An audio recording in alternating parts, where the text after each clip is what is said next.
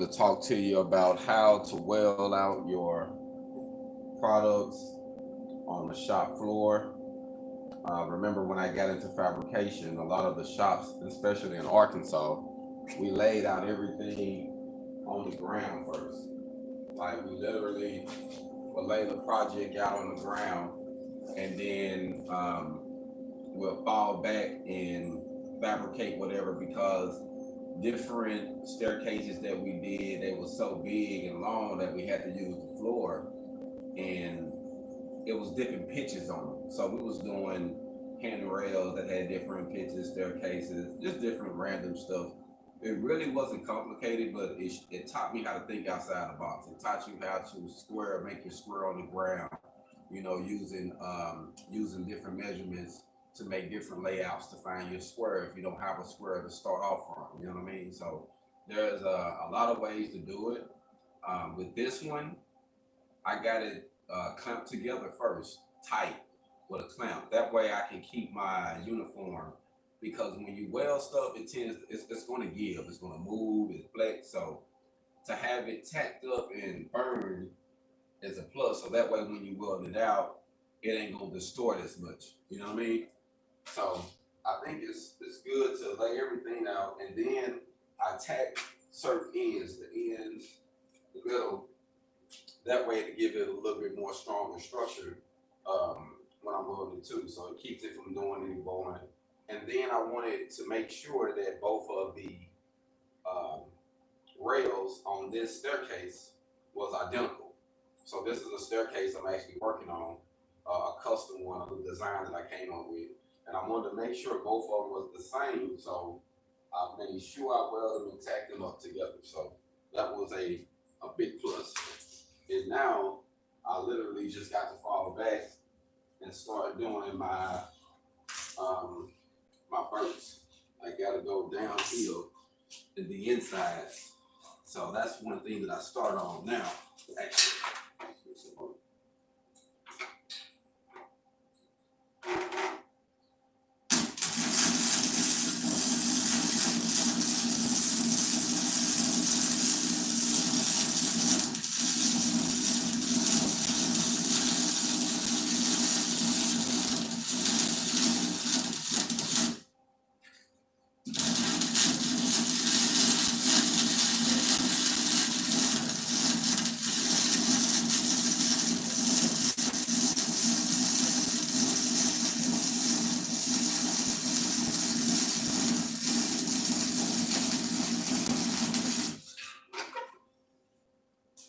So with this one, this is an 1.5-inch tubing.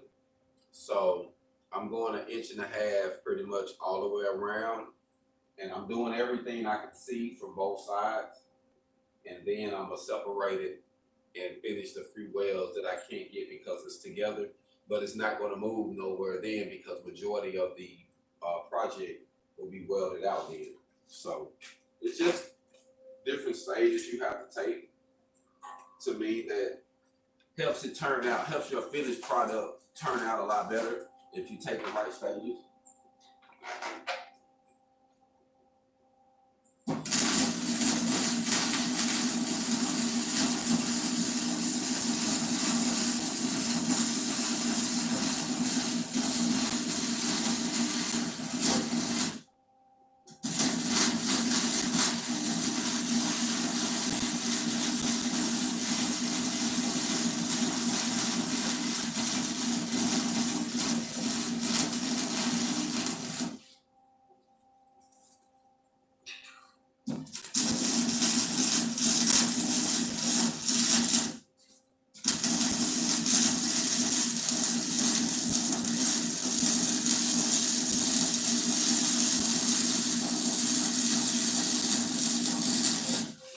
And to my people that like to weld, this is the stage where they really enjoy because this is where you really just doing a lot of welding.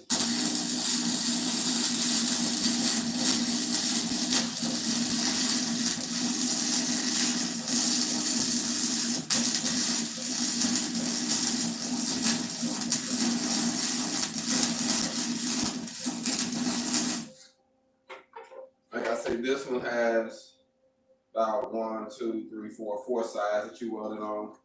The angle is welded on 2 sides.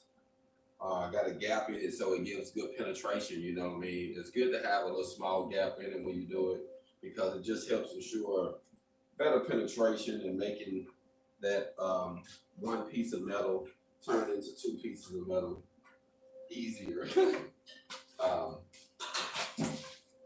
with a stronger tensile strength because it got more metal actually deposited inside of it.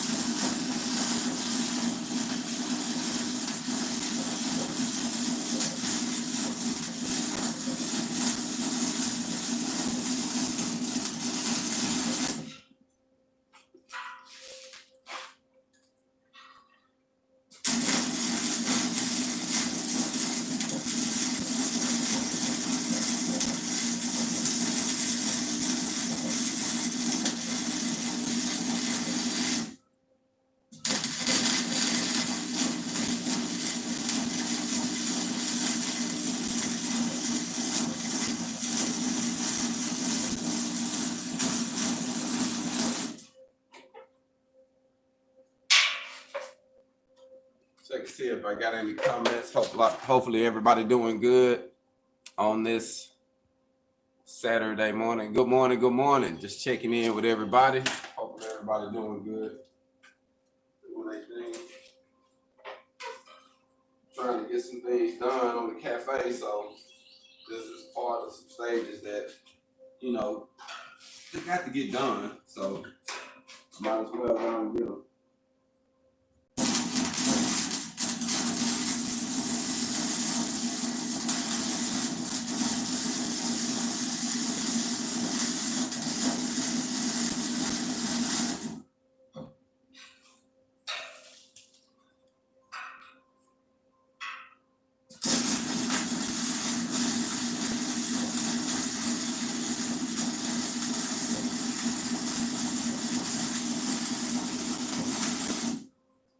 And it's crazy. One other thing that's to keep in mind, being comfortable with your positioning when you welding helps your welds turn out better. Make sure you get comfortable and you're in a good position.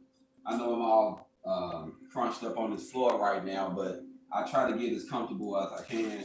I do have knee pads on, so it ain't, you know, bad on me, you know what I mean, so to speak. But getting comfortable and getting positioned correctly just helps the process a lot better.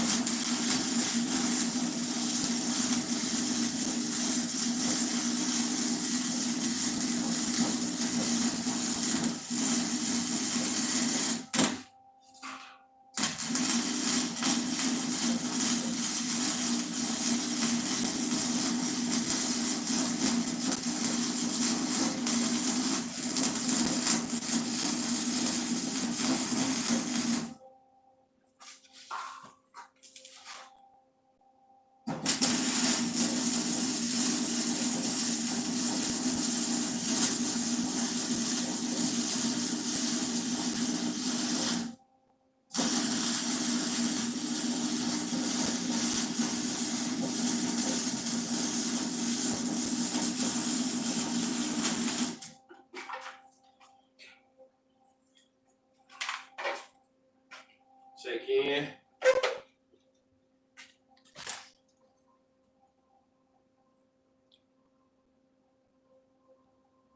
What's up? What's up?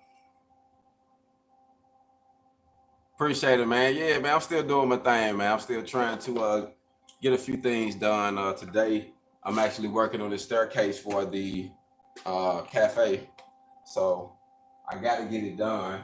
So I wanted to show how to lay it out when you're in the shop, because a lot of times when you're learning, and even when you start coming to the HogOn Welding School for my future students, if you learn how to do certain things in a rough or a kind of like a predicament where you got to kind of think outside the box, when things get leveled out and you got a better playing field, it makes it a whole lot easier for you to do it. Like I learned, I think the instructor I had used to make the guy that used to be my fitter, he used to cut my pieces too short all the time.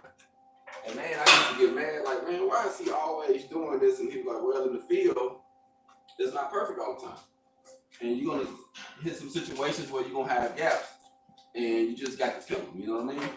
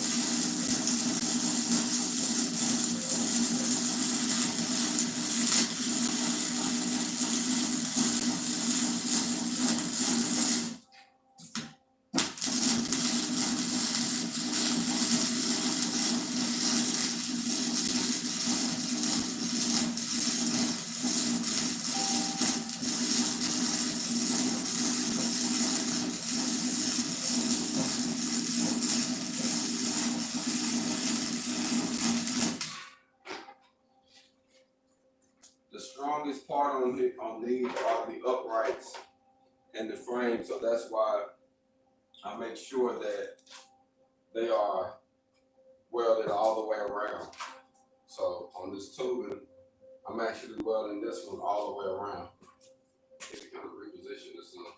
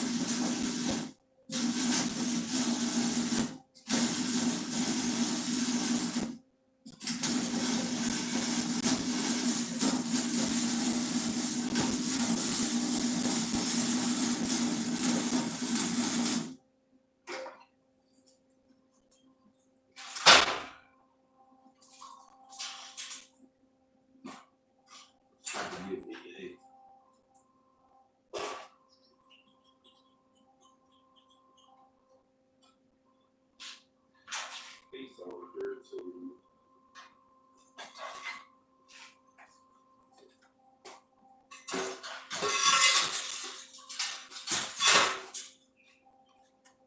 That way I can kill two birds right there. I need to prop it up a little bit.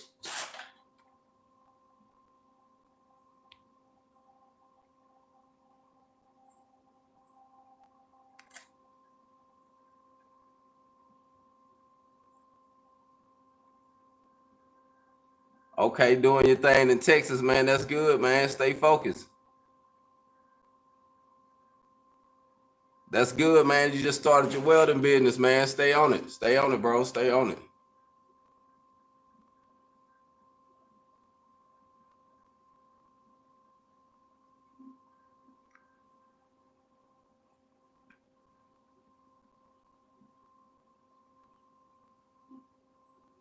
what first couple jobs did I get? Actually, my first, to be honest with you, my first job that I got after I started my LLC in Feniks was I was doing some casing piping.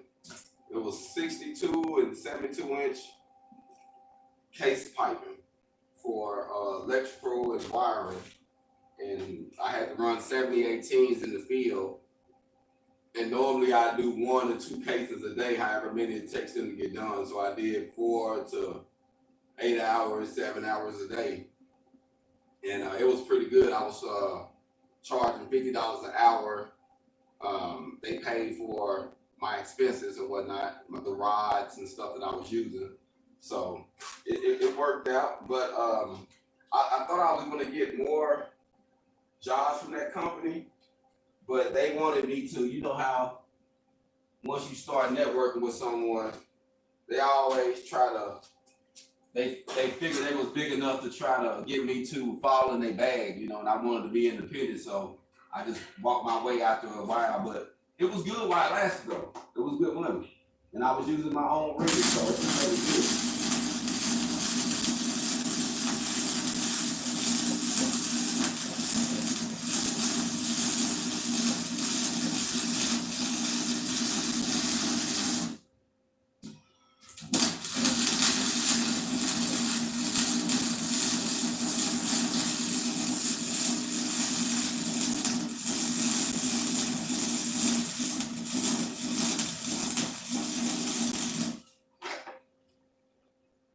My guy who said he's been following me for a while, I appreciate it.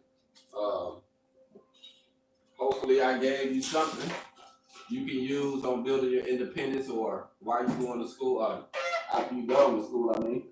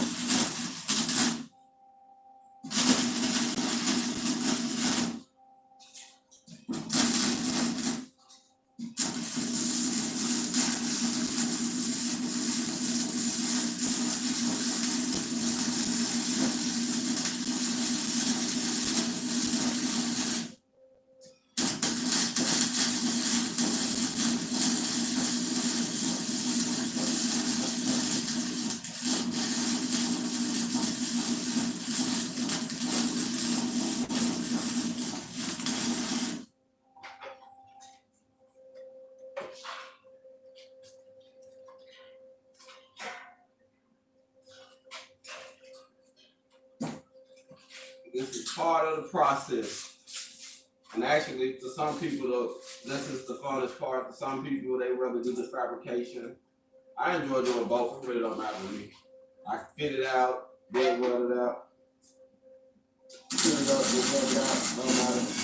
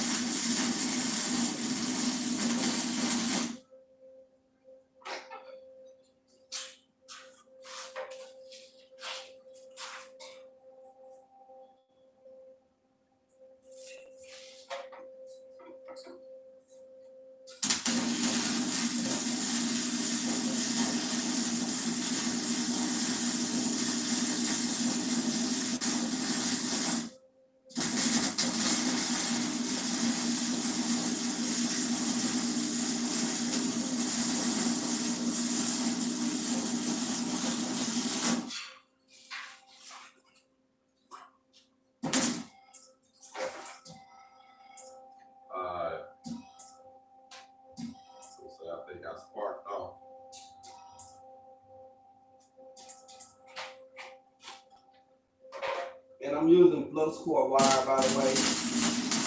I'm not using gas.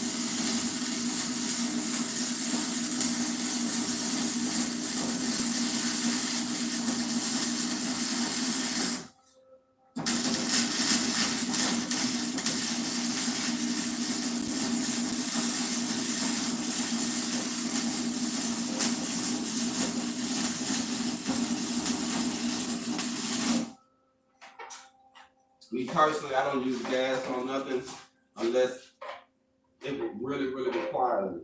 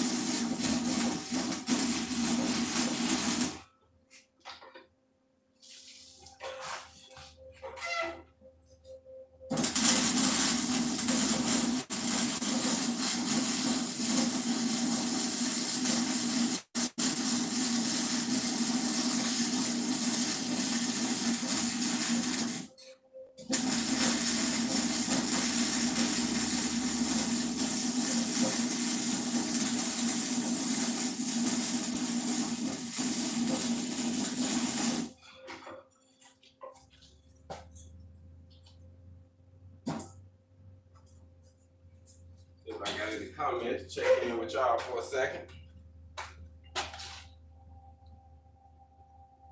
It's a nice day so far out here, honestly. It ain't bad out.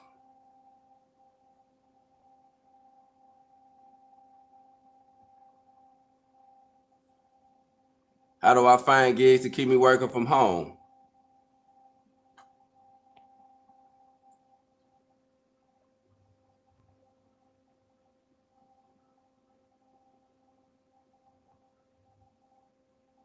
Yeah, actually, I'm gonna tell you, I'm running flux core wire for those who want to know what kind of wire I'm running. It's flux core wire.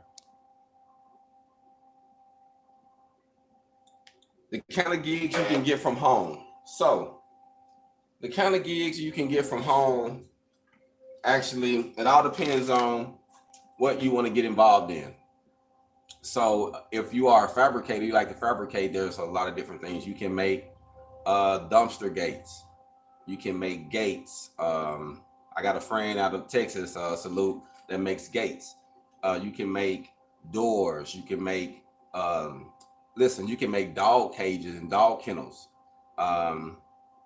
You can make sign structures. You can make staircases. You know, there's so many things you can make. You can repair things, and that's another thing you can do. You can just repair. You can put you a good ad out just to repair. And there's a lot of different metal projects that people might have sitting around that they want to salvage and keep. And you have a base price on whatever you want to charge to repair those items. And that's a good thing you can do from home. Another good thing you can do from home is, build your own personal products. Once you find out what you like to do, I would say start off with what you enjoy. Everybody do different things. We got fishermen, we got hunters, we got people that like to ride bikes. You have people that like to travel and see the country. So I would say tie your products into what you enjoy doing and figure out something where it's a need. Like look for a need. Look for a need in a community, an area, somewhere where there's a need at. And I think you'll be real successful on finding your niche or your lane, you know what I mean? And then, like I say, connect it to something you have a passion for. And don't necessarily think about the dollar. You want to make money, so you want to keep that conscious, but you want to also solve a problem. You want to help someone. So you want to be able to um, do several different things when you're coming up with your products from home. So I just keep my options open when I'm working on things like that. See if I got another comment. Yes, custom dog cages, man, that is money. Actually, I have built several of them already. When I was in Phoenix, here I haven't. Only been here 3 to 4 months now, so I'm still getting in. I'm still learning the area. I most definitely say the market and the network is a lot different here.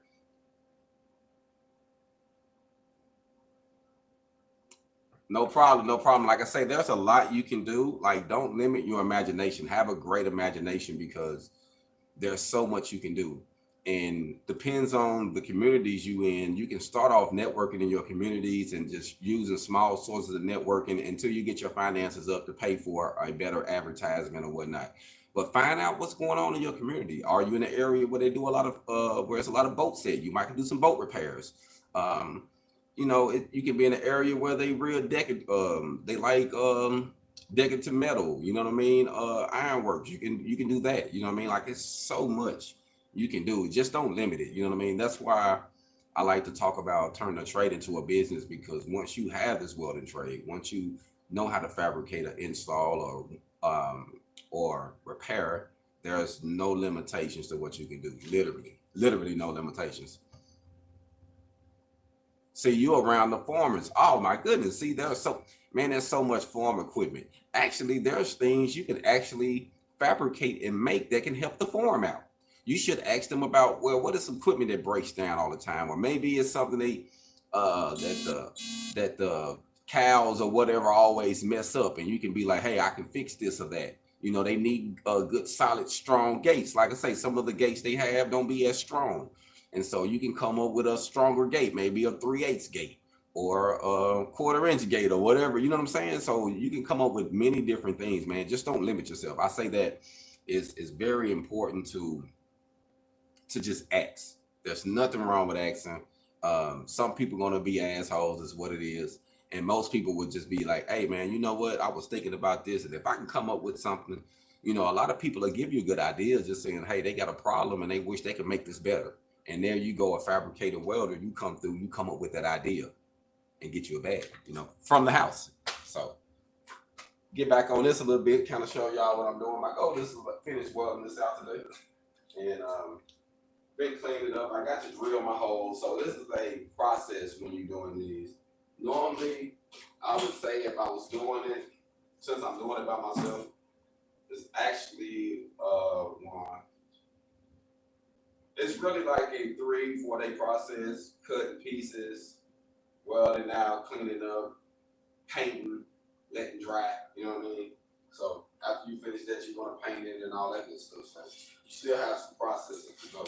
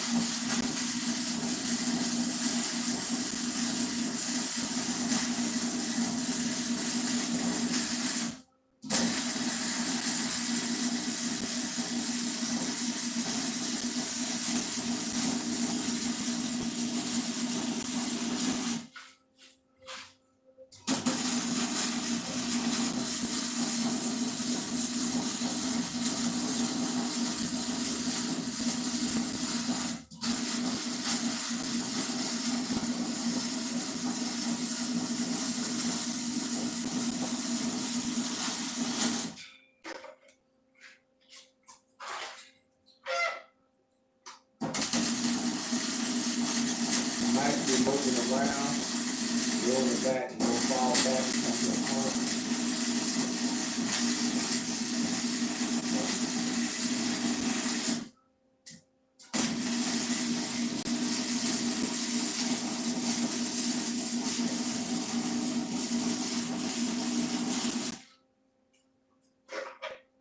It's good to move around, so I'm actually moving around and I'm gonna pop around and do the front. I like to do that because it kind of dissipates the heat. And that way you don't have a whole lot of heat in the one area a real long time and cause it to warp or something, because you got to think, once you add a lot of heat to something, it got to go somewhere. So that's why I clamp it down good and tack it up to try to keep it from warping. You know what I mean? I want it to stay in good shape. And so once it cools down, normally I'll wait till it cools down before I separate it. That way I know it can kind of rest it some. So that's just something to keep in mind. So I think I got this side. Okay. One more over here.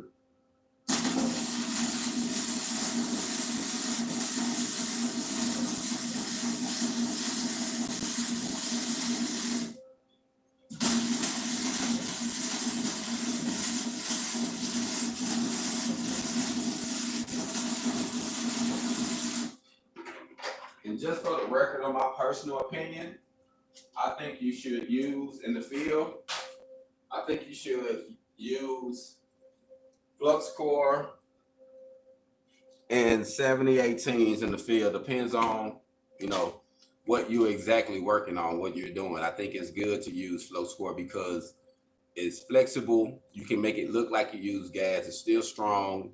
And it can be able to weld in the conditions if it's the wind's blowing or whatever. You got to worry about blowing your gas away because you necessarily don't need it because of the flux. So, and if you get the big spool, like I got a big spool in there. I done did several projects on this big spool right now. And I spent, I think at Home Depot or Lowe's or something, they charge around 75. If you go to some of these welder supply stores, you can probably get them for like 55 to 65.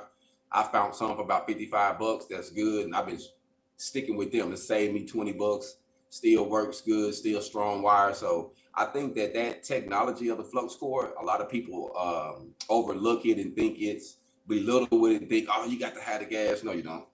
That flux core weld, I can show you how it'll look just like a weld if you had gas. It all depends on how you weld and your technique. But if you're doing field welding, I want to say this, field welding, repairs, flux core, 7018 rod or 6010 rod or 6011, whatever rod you're using for whatever, you know, whatever combination of what you're working on. I think it's a plus because it doesn't take a whole lot for you to make some money. You can get you a 140 machine or a 180 machine and start making money. I say those two because if you can at least get something where you can burn something thicker, because normally a 180, you can burn at least ½ inch or more, you know. So if you can get something where you can at least get up to ½ inch and you can get something where you can at least get up to a quarter, a lot of the stuff that you do, home repairs or fabrication in shops, it won't be thicker than 3/16. You know what I mean? So if you working with 11 gauge, 14 gauge metal a lot, you in there, and a good 140 can get you some money. So there's no need to have limitations. And then some things in the field got to be stick welded. So it's good to have some type of stick machine. And you don't have to get you a nice setup rig. I built mine as I go for those who know that.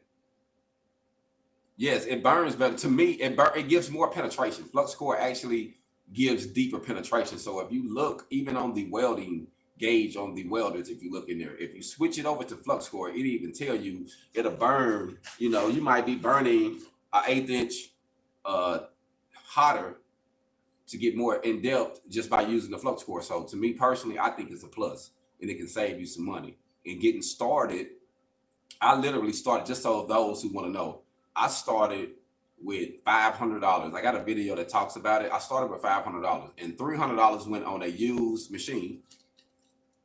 This one right here. I bought this machine in Feniks, actually. This actually wasn't the first one I bought, but this was the one I got established in Feniks.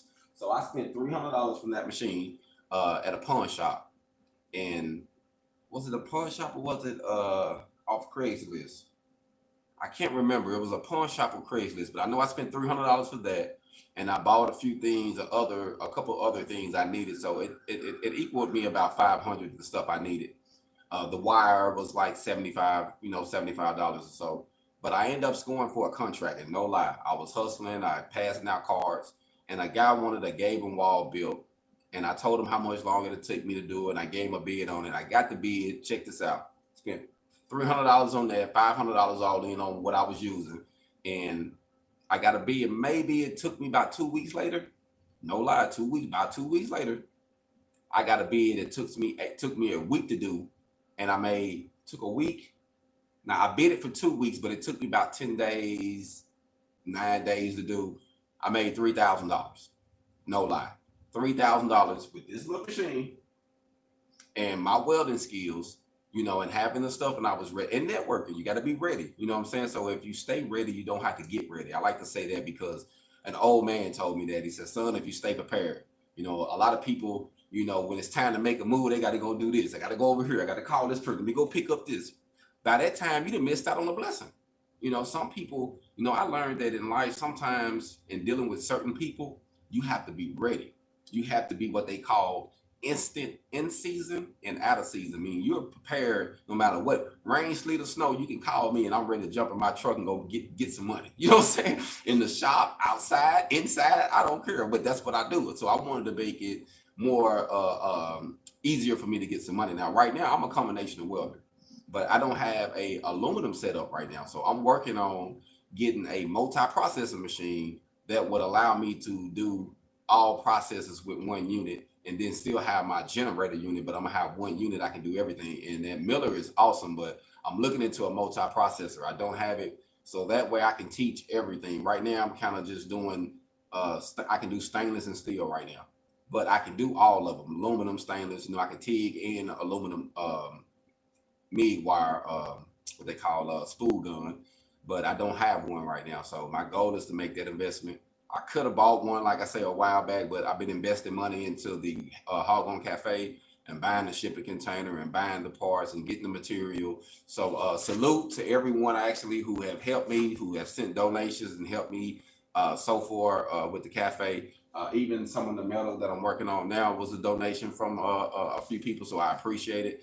Like I say, everything that I'm putting into it, I'm putting my own money in it, people helping out. So it takes money to make money, but one thing for sure, once we get this done, we're going to open up a source where we can network together. So a lot of people who have their businesses that's networking with me, I'm going to be able to promote their businesses inside of mine. And it's going to be a nice storefront. So it'll be something that you'll want to be a part of and have your logo or have your information in there.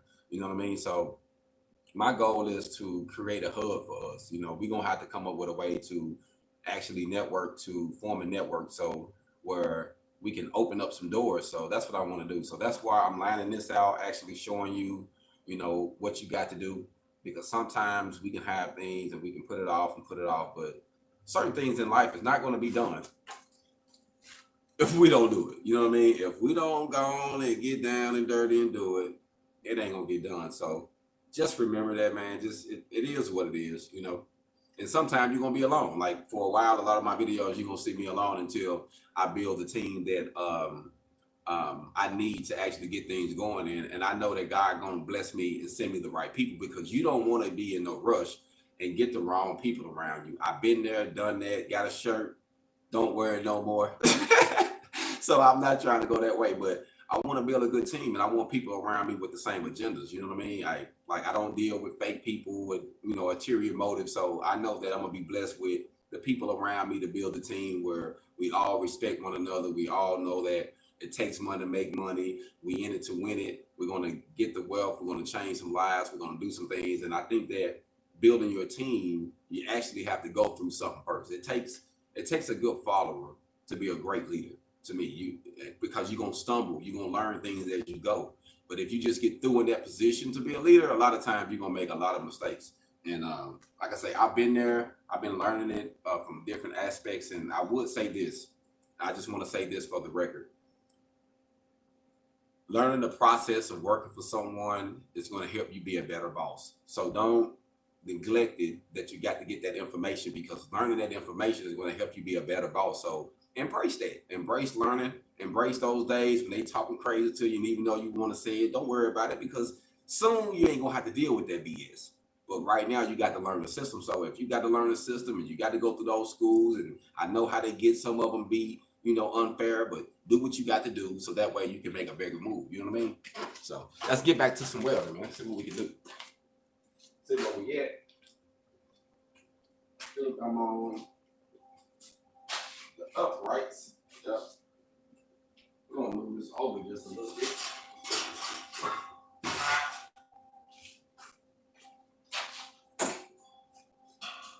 But this machine right here has been a blessing. I cannot lie to you. And I still got it. I need to get me a new gun here soon. When I bought it, I put a new gun on it right after, a little after I bought it.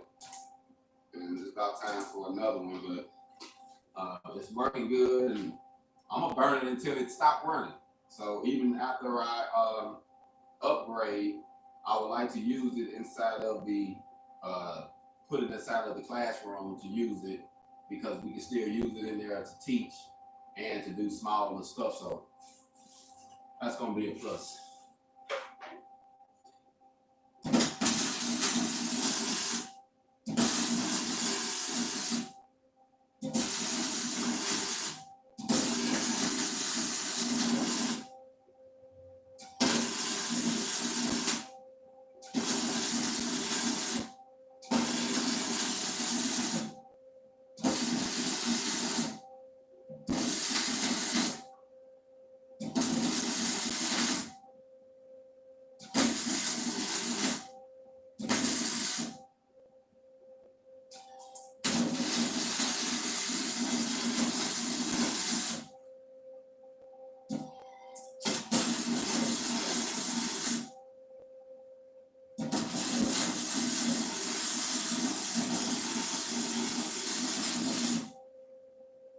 I got it up a little hotter right now, and that one right there, I had a little gap on it.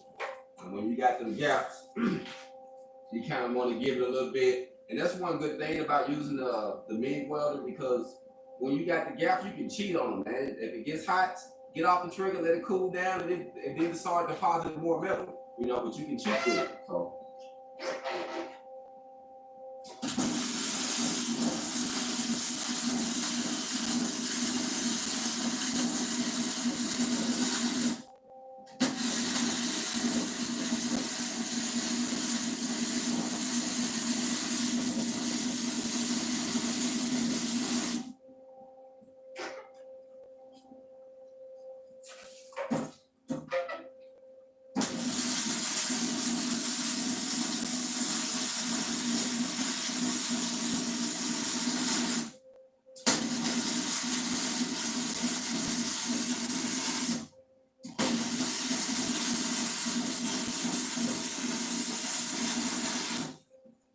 And before I separate it, I'm gonna drill a hole in it, so I still have a few processes.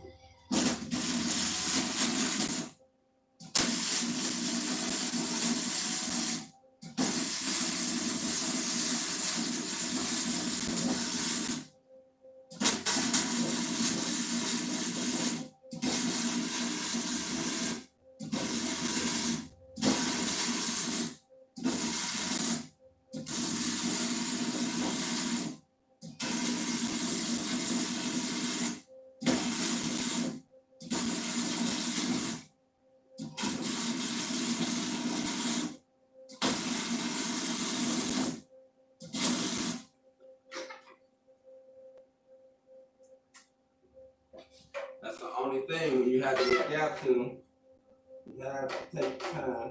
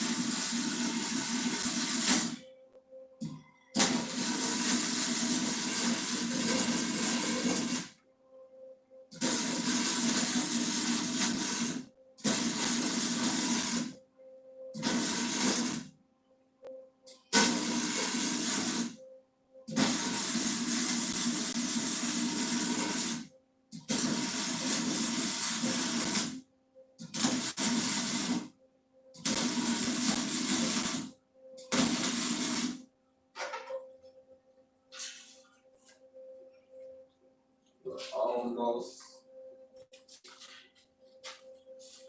kind of skipping spots. Like I said, I like to separate, spread that heat around. Now I got to do the inside.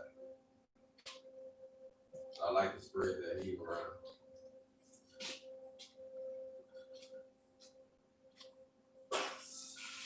Smoky. Still got to do the other side.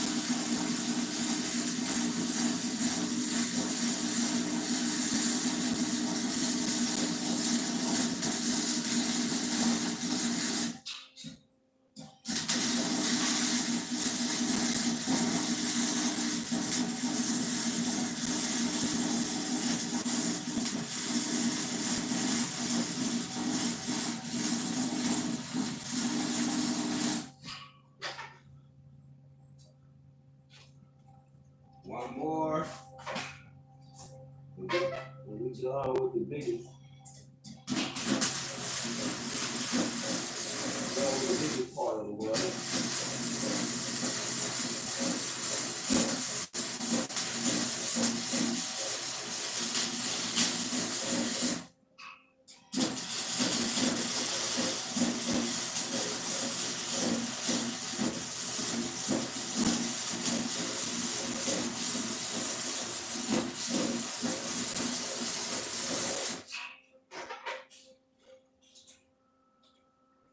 So, got that part done.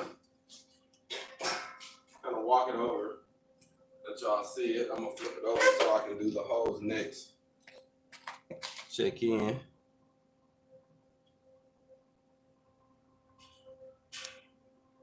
What up with it now? Appreciate checking in, nephew. Appreciate it. See what you say.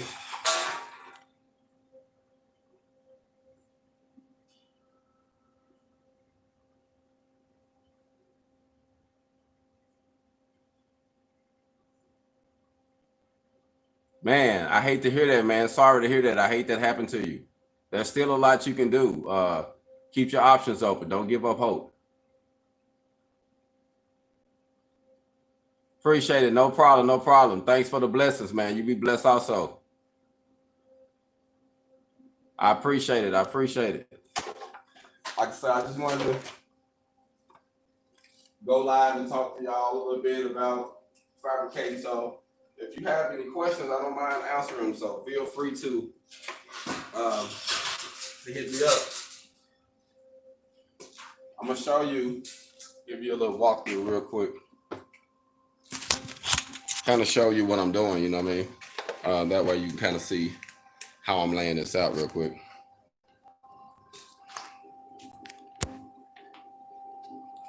So pretty much you see how I got everything assembled. And like I say, the handrail part come on here, so I left that off because I'm building a handrail this one, and I got a few more pieces to go pick up, which I got them already. I just got to go get them. So you see on this one, the welding, you know what I mean? You got to go all the way around them.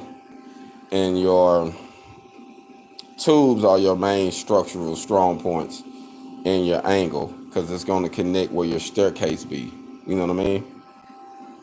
But the main support is this tube. So you want to make sure that you have complete welds around it. And I think that, you know, it just helps it be a lot more uniform. Now I have to go in here and drill my holes. You see I got my little marks in here already. I actually got my piece over here. Show you real quick. My hole marker. And it's come up with your jigs where you can just get them and like get ready to place them. Like that. Mark your holes. Flip it around. Mark your holes. Take it to the next one. Mark your holes. And I got it made where it's even on both sides. And this is the normal staircase size that I use. So, you know, you can go with different sizes. It depends on what staircase you actually use, and you can switch this up. You can have 11, 12, 7, 8, whatever, you know, you're going with. But today, like I said, I wanted to kind of show you how you can just utilize it, the shop. And you can still see the drawing on the floor. You know what I mean? And I think it's good to do that because I drew it out from my height first. If you see this tip here, I made a line and came all the way down here and gave me the height of my container. So that way I know that was the height. I put a line and went this way, let me know that was the ground. So when I made and did my pitch, I knew this was a 9.5 or whatever, 9.5, and it went down to touch the ground there. So that's how I came up with that pitch. And that's why it's cool to use your floor, the concrete in your shop, your garage, because you can lay out big projects and you can just make it look like where it's going, like give yourself an idea. That way, if you got to twerk it or tweak it or whatever, you know, it's fine. It's not no big deal. So as you see, I still got to separate it and do the weld that's left in the inside. It's one left in the inside on both sides, and then it's done. And I just have to clean it up. But I'm gonna drill my holes, go on and drill the holes, and then when I finish drilling the holes, I can separate it, weld the other side, and then make the handrails. The handrails is gonna be easy. There's not a lot of welding on that. It's probably 1, 2. I'm gonna have, well, it's gonna be 2 on both sides. So by it being 2 on both sides, I'm gonna have to make 2 sets. So I'm gonna try to make it cool as possible. I'm not going to go all the way starting from the bottom. I think I'm gonna start my handrail starting as you get to the 3rd step, because you're a little bit off the ground. You're starting at your elevation starting to go up, and then that way I can utilize the pieces that I got, and I can be able to make sure that I do it without having to go buy another piece. I might have to go buy one, but I don't think I do. Like I say, at first I was actually going to come up with a different design, and that's another neat thing too that I just want to say real quick. When you're building your ideas and you're getting your fabrication and everything lined out, you want to change and tweak things as you go. Like you might start something to say, hey, you know what, that ain't gonna work right. I'm gonna have to do it this way. And keep in mind that I'm making this HogOn Cafe to be mobile. To actually, it's going to be at a location, but I'm not making it to be at a permanent location. I'm making it to be like a transformer. We can take the staircase off. We can take the handrails down. We can load stuff up and take it to another location and set it up instantly. You know what I mean? It'll take a couple guys. It's done. You know what I mean? So I'm thinking like that because I want to be able to broadcast it and show it off, but I'm using it from its rawest form. I didn't go out and buy a brand new one to make it perfect. I wanted an idea. Now, once we get that done, then we can tune in and we can do everything else. But when you're doing your prototypes, your home base, you know, your first product, you want to make sure that you utilize the time, the material, and what it takes you to do it, and make, you know, I'm not going to say take shortcuts, but just make it work. Don't go all the way out, because if you think that it's going to take so much of this, so much of that, you might not never get started. I know so many people with great ideas that sit on them so long that somebody else come up with it. But man, somebody got the idea. I'm like, man, somebody else was thinking probably on that same train of thought. So you have to jump on things and don't spend a lot of time wasting time before you actually start making things happen. You know what I mean? So, like I say, I'm gonna start. I got to start drilling these holes. Cut this water off. Now, I'm gonna good.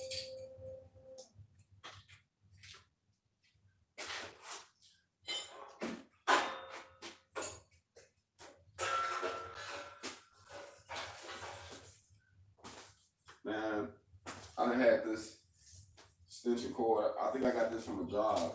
Somebody left.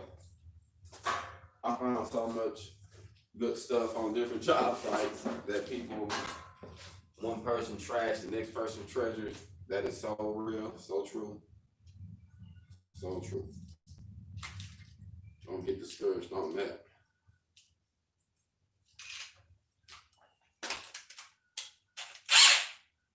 I even got this good saw. I got another one, but this one right here is super good.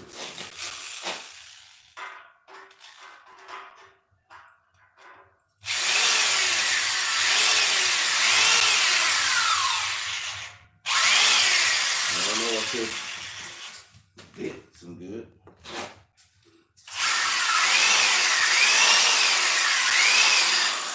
It might not be. That's one thing about some of these bitches you get from Harbor Freight.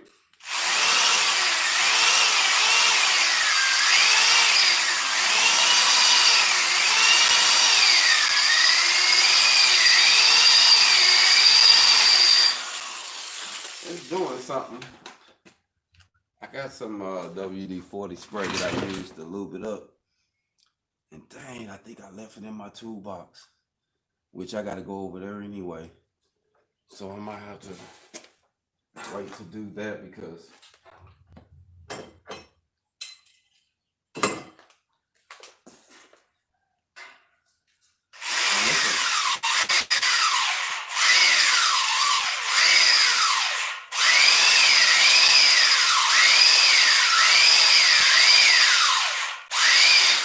it's doing it, but I'm telling you, it ain't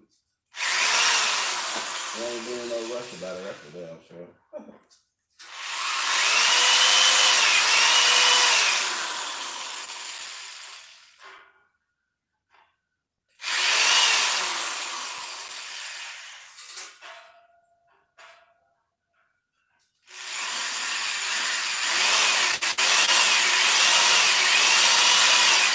I'm happy that we got that.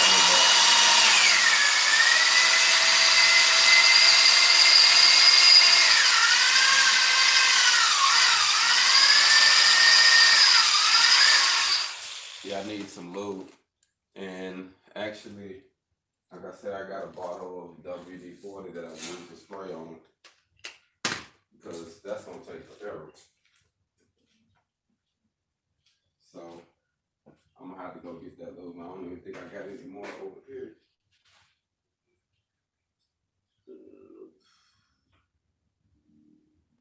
No, I do not. So I got to go over there anyway. I need to pick those couple pieces up. And looks like I'm gonna have to get that metal, get that WD-40.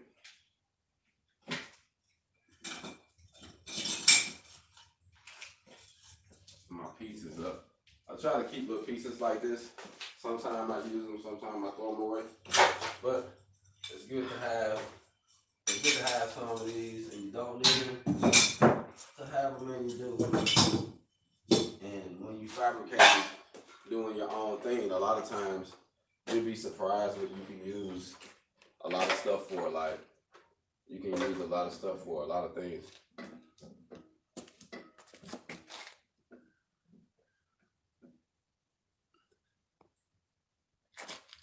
What's going on now?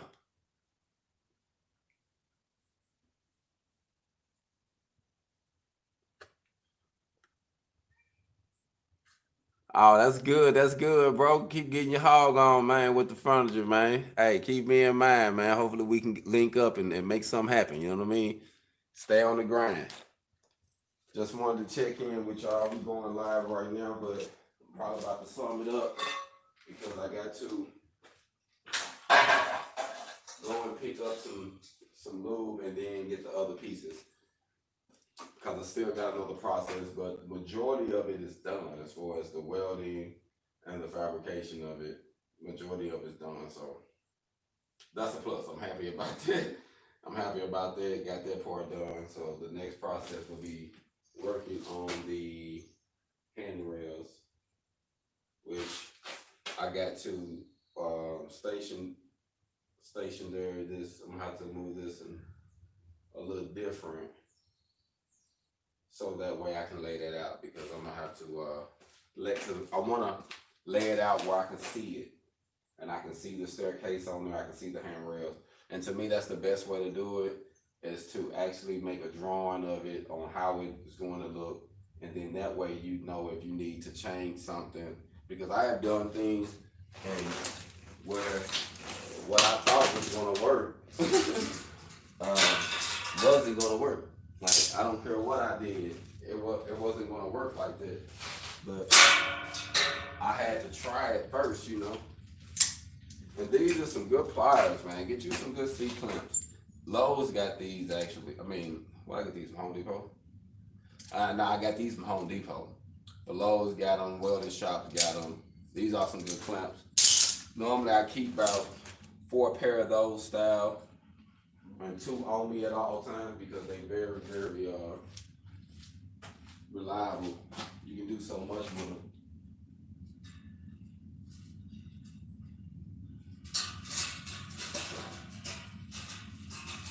As you see, I got it tacked together, so that's why it's staying together like that. I'm gonna have to make this layout for the handrails. This is my line back here, and I know I got to have 42 inches.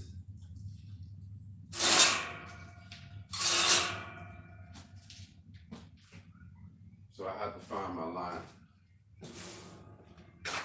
to reset this.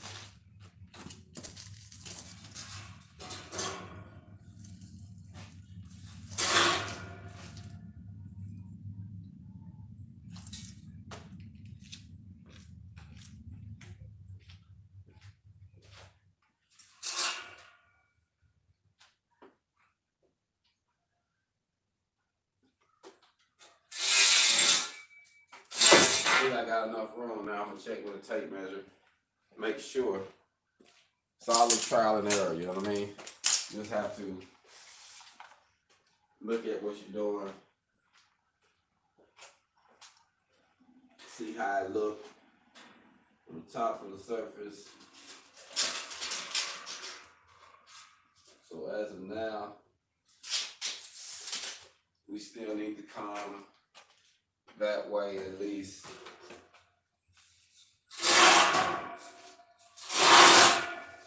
6 inches.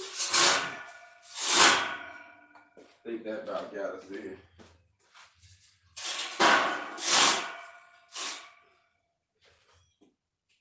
Alright.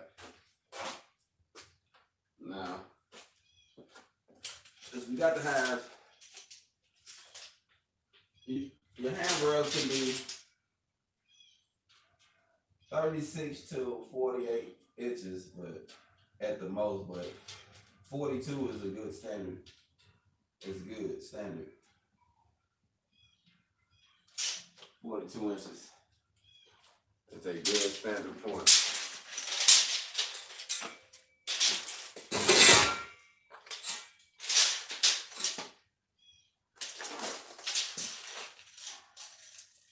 So I made the top of my other ones 42.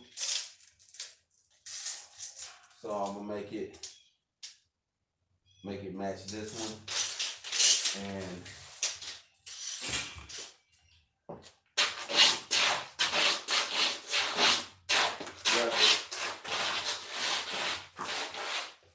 move my line out of the way so I can actually see my new one.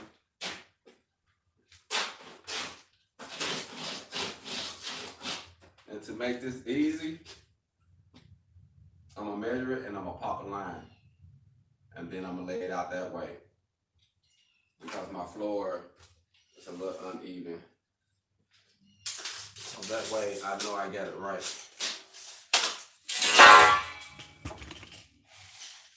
My bad. Kind of rock y'all a little bit just there.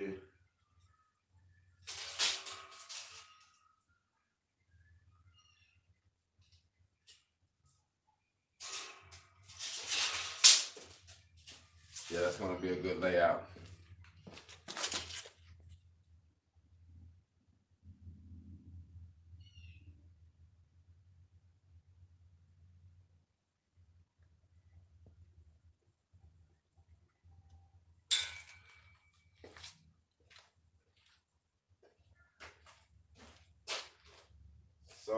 So.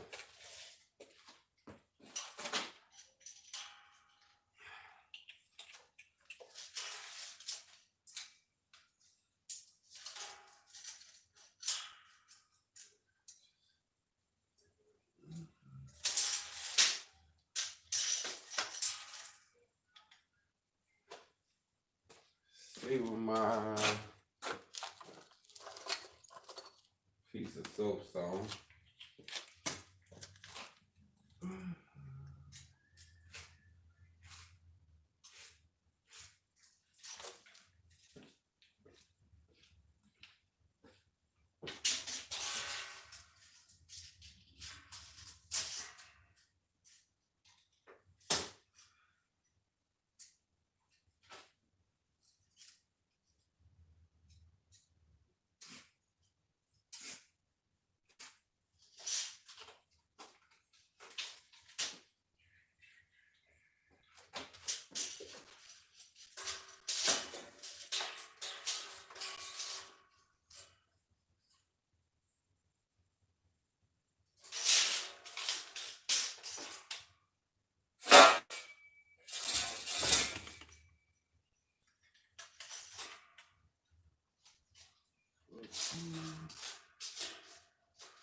That's really full tooth there.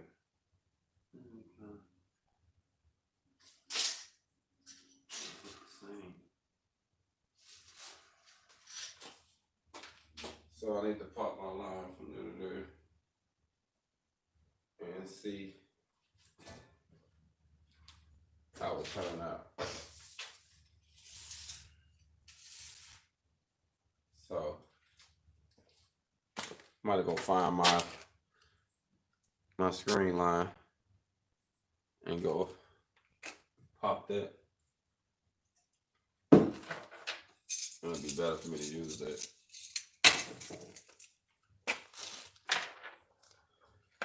And that way I can lay that out better. So, like I say, damn, I should have laid that out too, but I'm gonna come back. Let me see if damn, I hope it ain't in my toolbox.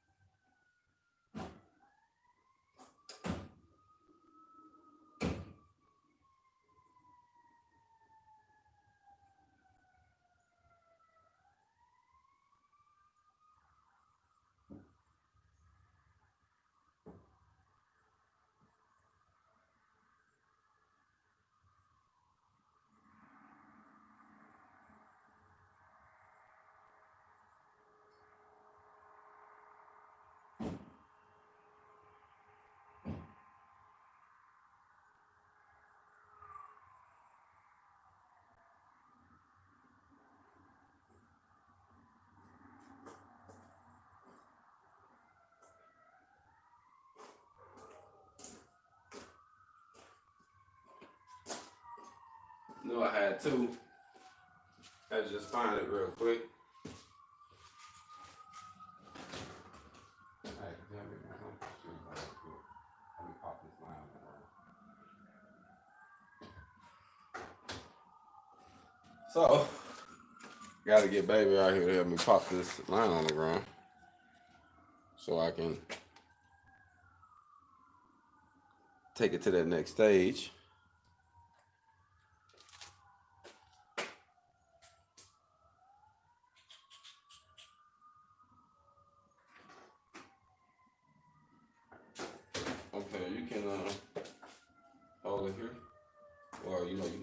some over there. So I say go back. Yeah, that's good. Go back a little bit more. All right, but just line it up with that. Make sure it's lined up with that. You might have to move it again. All right, line yours up first. Let me know when you're close. Okay. I don't think it's that. Huh? What? It just seems like it's going. Well, you can't. I'm right there on it. Was you not on it then? Yeah. And you know what? Hold on, let me. I was, but it I got just some seems stuff like in you're it. that way more than like it's going like that. That's just what it's looking like. It's gonna be deception. That's the floor. There wasn't enough stuff on it neither. Try it again. I like this red better. There's still a lot of stuff on the motherfucker.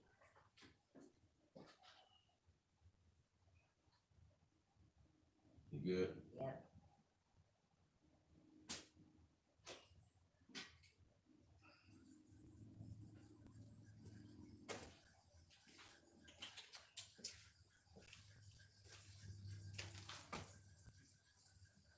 Thank you for your assistance, You're welcome. Miss Vanna White.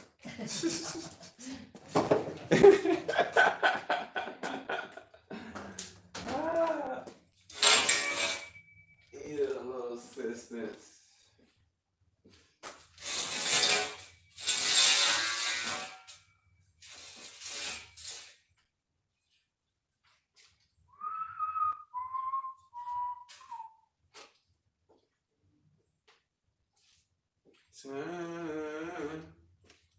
Time on my side. Yes, it is. All right. Now, it looks uniform. So I think we got something here.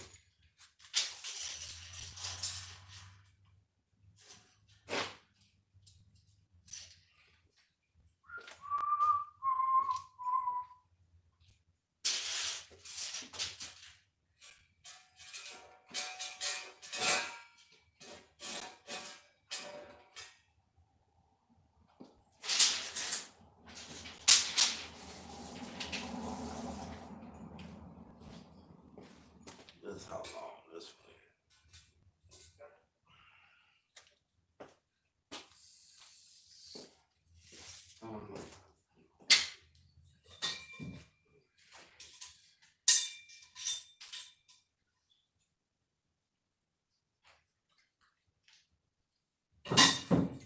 Those are not long enough. So maybe just smaller pieces, but I see I need one. I need 6 uprights. That's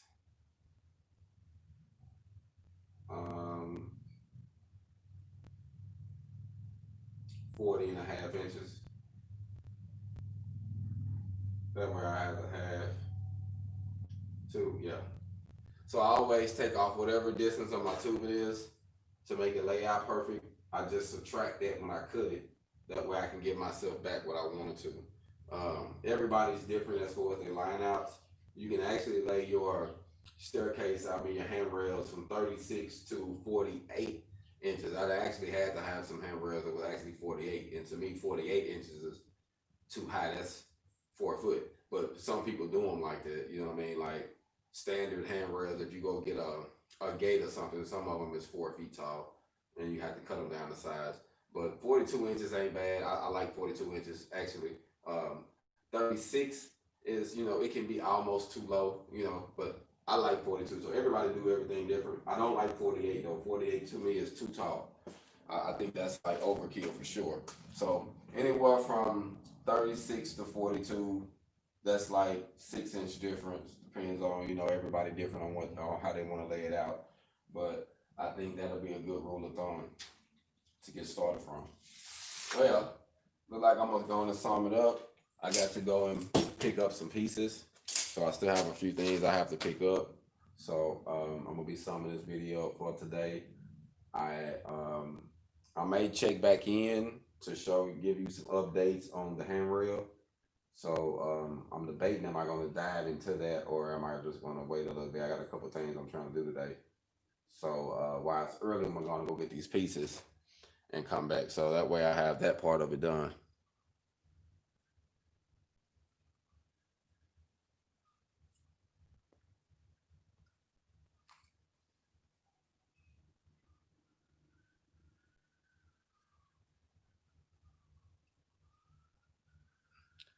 Oh, this here isn't the handrail at all. That is actually the stringer. The handrail is what I'm about to make. So this piece here, that if you see, oh, shoot, my bad. Kind of went crazy just then. All right, my bad. This piece here, this is going to be part of the handrail. So actually, I'm about to start making the handrail. That is actually the stringer. So that is just a custom stringer that I built. So that's all that is. That's just a stringer. Where the treads go inside of. So I just made a custom design for the stringer, and the handrails is going to be what I'm building. It's going to be actually I'm gonna have just 3 sections. So when I get to the container, for those who have already seen the handrails at the HogOn Cafe, that's going to be lined out like that. But these are just the stringers, though. That's it. But yeah, that was a handrail type situation. That would look kind of short, though. You know what I mean?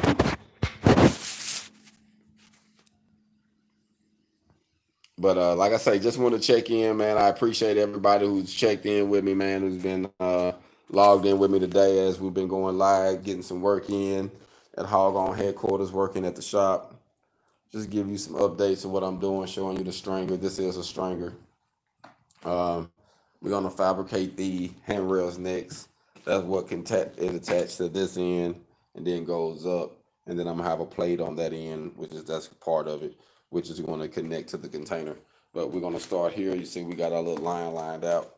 So this is like my square line that I'm going off of. So we're gonna build the handrail starting here and then go there. So that's how we're gonna set this up. So it's more than one way to do something. So hope y'all have a good Saturday. Hope everything going good. Everybody be blessed. Stay focused on your vision. If you got something in you, stay focused. You're gonna have to make it happen. And remember to always get your hog on. Be blessed. Black Feniks.